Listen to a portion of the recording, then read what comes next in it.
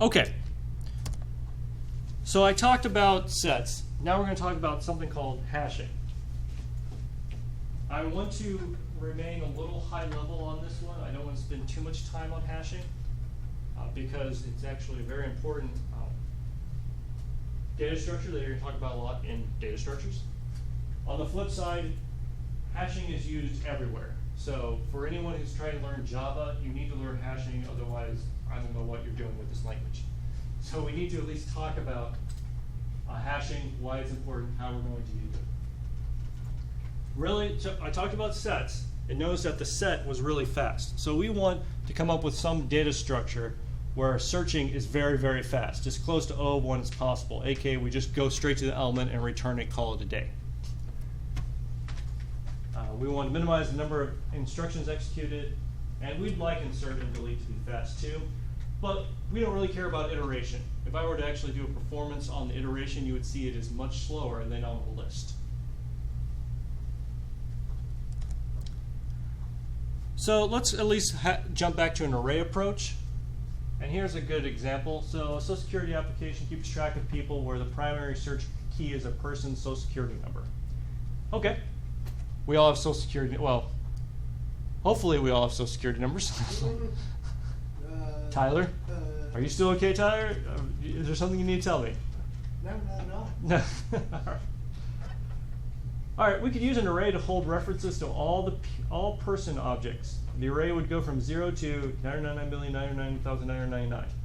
And the SSN would be the key. So you'd have O of 1 access. So if you wanted to go to the person's social security number of 1, 2, 3, 4, 5, 6, 7, 8, 9, you would just jump to that array, correct? Okay, great. So the social security number is the index into that array. Unfortunately, the number of active keys is much less than the array size, which is 1 billion. For example, the population in 04 was just under 300 million, which means over 60% of the array would be left unused. That's a lot.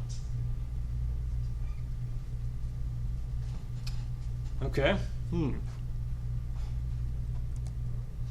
So instead, we're going to use something called a hash table, which is good, useful data structure. Hold on.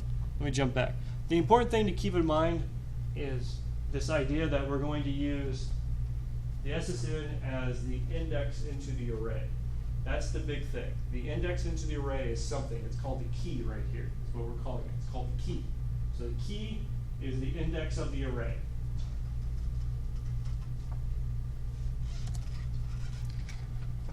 All right, very useful. It's used a lot. It's actually used almost everywhere. The idea, the picture, if you want to have a picture of what a hash table looks like, is you will have your table on the left. What does that look like? Memory cell? Yeah. Which data structure does that look like on the left? Like the stack and the heap. The stack, the heap. Which type of list? Maybe I'm going wrong. Array. So a hash table starts out as an array. Okay? We start out as an array because we want to take advantage of the fact that you can just jump directly to the array location. So it's going to start out as an array. But notice the trick here is that each element of the array actually points to a bucket that may contain one object or multiple objects. So each element of the array may contain multiple objects, one or actually no objects. For example, down here at the bottom, it's empty. It doesn't contain any objects. So the hash value or hash index is used to go into the hash table of your array, aka the key is going to tell you what array index to jump into of your hash table. So the index has to be an integer because you're going into the array. In Java, the hash code function of an object is required to produce a hash value. All right. Here's the thing. I'm going to go look up Java object. What's so special about the object inside of Java? It can be anything. But every class inherits from it, which means every class is an object, right? So that means if the object class has a function, every object inside of Java must have that function. The reason I'm pointing this out is because there is literally hash code. Every object inside of Java has a hash code function, which must return an integer that is literally where in the array of a hash table would this object go. What does that mean the designers of Java thought about hash tables? They like that. Because they're forcing all objects to be able to hash, right? Which is a good thing. Well, Yeah. hang on, you Well, yeah, this means that this data structure was so important to the creators of Java that they are forcing every object to be hashable, essentially. And this is something that was introduced in version 1.0. In other words, from the very beginning, they decided that all objects must be hashable, that they can hash to something.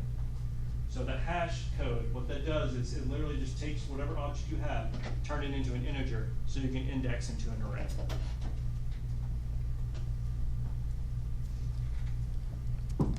Okay.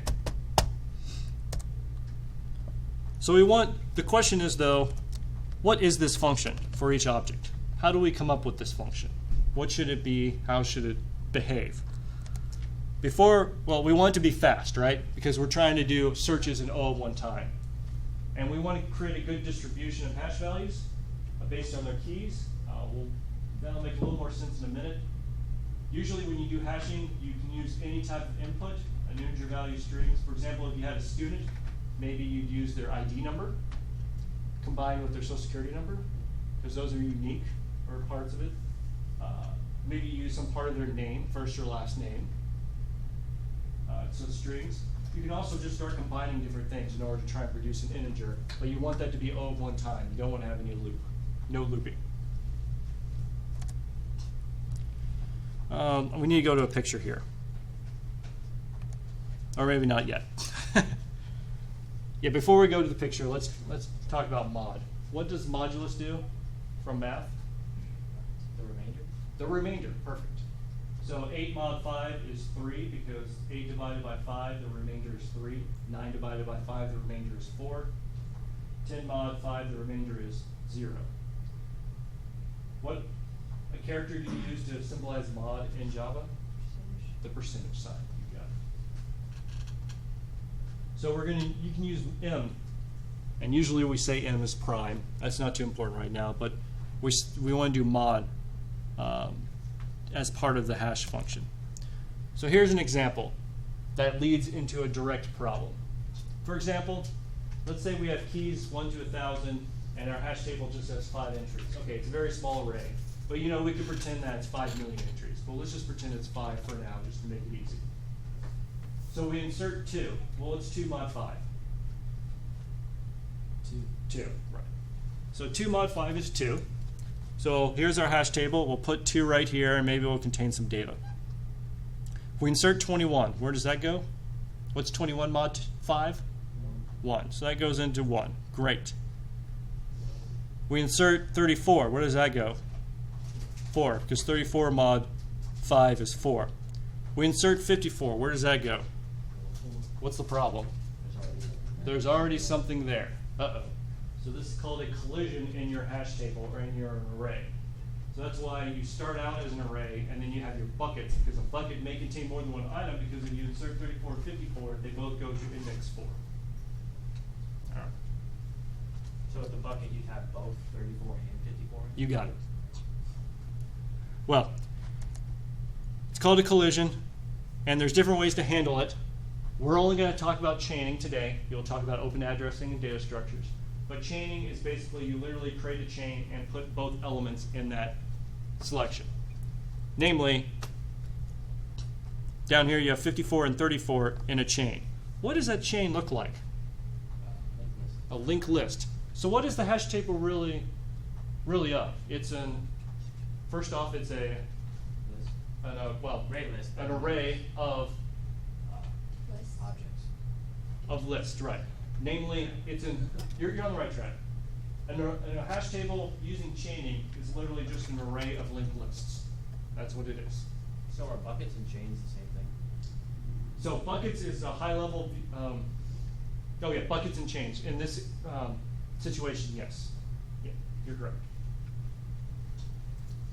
So notice when we still have this hash table, we can insert 101, and then even though that 101 mod 5 is 1, we can put it inside of this chain right here. Okay? Okay. So here's the big question, and this is hopefully why it will help you understand what's going on. Let's say this array was 1 million in length, and then we added 500,000 elements to it. How long do you think the chains are going to be? Well, you can only have It's the 9 array. possibilities, right? The array is 1 million in length. We've added 500,000 elements. How can it be 1 million in length? Well, how big can an array be? As big as you can make it, right? We're just saying that the array is 1 million in length. This is So we're where- not doing the mod thing anymore? Well, yeah, we are. If the array was 1 million in length, what would you be modding by? 500,000 you said, right? If the array is 1 million in length, what would you be modding by? 1 million, right. Right, you just mod by 1 million. And then that would tell you the index into the array. Okay?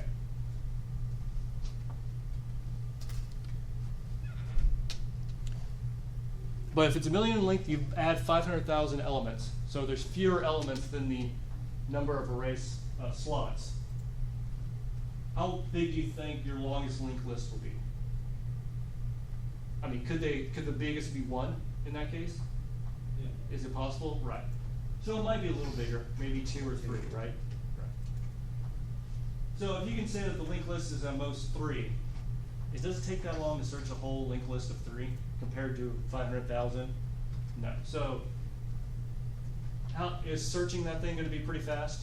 Because you're just going to jump to the right location, that's O1, and then search the linked list, which if it's a max size of 3 is essentially O of 1. Well, O of M, where M is 3, which is, 1, right? It's pretty fast. So insert, we're actually saying, well, so searching, we're saying takes O of 1. Well, let me back up. I forgot to talk about this. How long does it take to insert into this structure? If you were going to add an element here, what's the first thing you do? Like if we were adding 101, what do we do first? Mod. And that's an O of Oh, O of 1. O of 1 operation, right? And that returns 1. Okay, then what do? You add to the Add to the list. the linked list. The linked list. And adding to a linked list is always an O of But it's going to be O of 1. O of 1 operation, right? Oh, yeah, adding. Yeah. Adding to a linked list is always O of 1. So insertion is O of 1, always. What's next? Searching, proportional to the max list length size. So, because you O of 1 to jump to the location. Hopefully y'all are following me. I know it's a little tricky. And then you gotta search the linked list. And that's not very O of 1. essentially O of 1. It's technically O of N, right? Just O because of M, where M is the size of the linked list, but if we're always saying on average it's most 3, it's essentially O of 1. Delete is the same as search because you got to delete from the linked list. And that's the same thing. So on average, what is the hash on inserting, searching, and deleting? O of 1. So on average, inserting and deleting in a hash table is very fast. But what would happen if our hash function always hashed to the same value? be a problem. Why would it be a problem? Because then your linked list is just going to keep growing. Right, You're and just now gonna have a linked list. and then you just have a link, right? So the trick with the hash table is coming up with a good hash function. That is what I was trying to get to here. You need to have a good hash function so that it distributes everything about evenly as much as possible. Therefore, your linked list is as small as possible. All right. I feel like I'm losing some of y'all. Is this the case, Tyler? Yeah. You lost me at the very beginning. Lost you at the very beginning. Yeah. What part would help?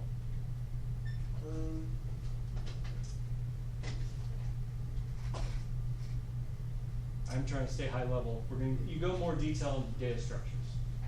But if you're good with just that a hash table is O1 for search, insert, and delete, that's pretty much fine.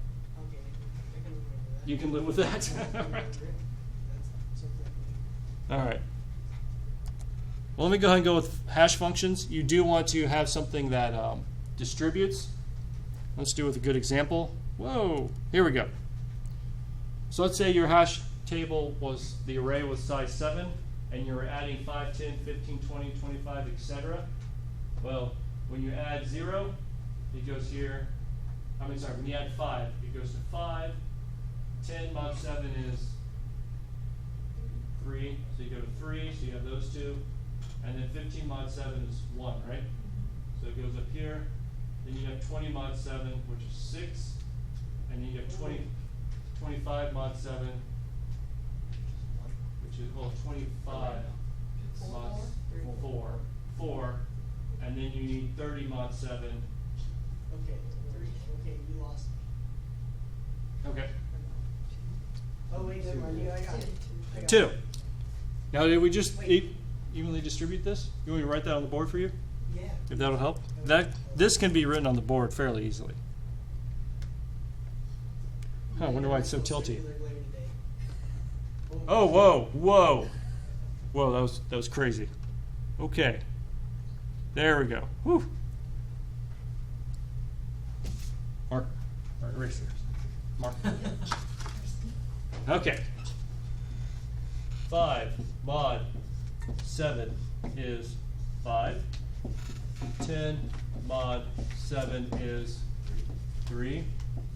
15 mod 7 is 1. 20 mod 7 is 6. 25 mod 7 is 4. 30 mod 7 is 2. And 35 mod 7 is 0. Did we just evenly distribute it? Yes. Yes. Why did we just how is that the case? Because we just put, Everything. There's only one thing in every. there's only one thing in every slot. So when this continues, you'd have 2 things in every slot, and then 3. This is the perfect example. Of how you want to distribute it. Notice that the distribution wasn't in order, and that's perfectly fine. Sets don't care about order. But we eventually evenly distributed everything out. That's why when you go back to this example, from 5 to 245, you have 7 elements in each of the parts. So is that like a standard? Is that like the standard people do? Then mod 7. Mod the length of the array. Yeah. Yeah, mod the length of the array. That's correct. That's what you do standardly. Now, if n was 5, what would be the distribution? 0 every time. 0. So what would be the distribution? 49 and 0, 0, 0 all the way down. Right. Is that good or bad? That's bad. That's real bad.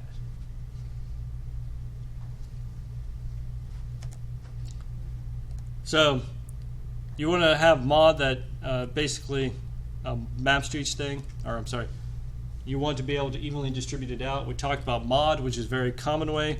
Another, let's see, hash functions. We talked about mod. There's multiplication. Yes. You have a question? Nope. Was blessing someone. Oh, bless you. I was giving blessings at the end. For example, you have student object with social security number and ID. You can multiply those two and then mod it by the array length. Let's see, hash method, create a hash by performing series of shifts, adds, and XORs. You can get really inventive if you want to with what you do here. You can do a simple mod, and then you can use something called all data to contribute to the hash function to get better distribution. Consider folding. All right, this is one example I want to go through. Lastly, is something called folding. All right, so we'll finish up soon. welcome. All right, folding. So let's say someone has a social security number 1, 2, 3, 4, 5, 6, 7, 8, 9. And that's an integer. And I wrote it out that way for a certain reason. If you want to do folding, you're basically folding the number together. And you could do folding with addition or multiplication or whatever. So you could do 1, 2, 3 plus 4, 5, 6 plus 7, 8, 9. See what I did there? And then you could mod it by your array length, maybe by 7 or something, and that'll give you the index to go into. You could replace addition with multiplication if you really wanted to as well. Whatever you want to do to really distribute out what's going on. But you probably want to at least add something because you don't want them to avoid primes. So maybe you do, and then you can, what I'm saying is you can combine it. Multiply the first two and then add the last. Just, there's different ways. You just want to be creative. You want to be creative. You want to just kind of distribute Make it so they don't get the same. Yeah, just a lot of times people just kind of just do a lot of different operations and then they're done. Like, all right, this should be crazy enough to make it work. Square it and then Yeah, square it. 5. Just, yeah. All right. Any questions on hash functions? Because I think we're going to have to stop here because we are almost out of time. We'll finish up with maps next time. Nothing else?